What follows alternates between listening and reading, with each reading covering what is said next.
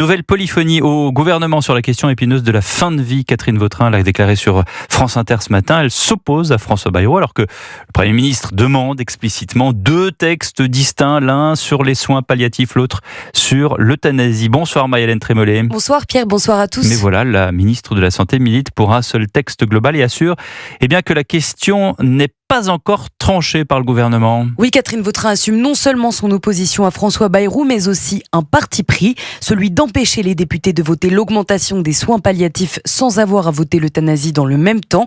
Et la ministre de la Santé croit avoir le soutien du chef de l'État sur le sujet. L'Élysée est sur un seul texte, ça permet de prendre les soins palliatifs et en même temps le côté fin de vie. Un seul texte permet de voter sur un ensemble complet de textes.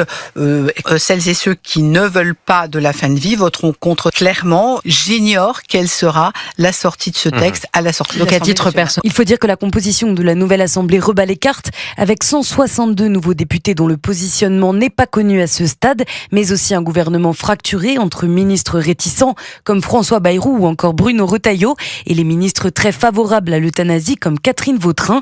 L'examen du texte, scindé en deux ou non, promet des débats animés du Palais Bourbon jusqu'à Matignon dans les mois à venir. Merci Marie-Hélène Trémollet du service politique d'Europe.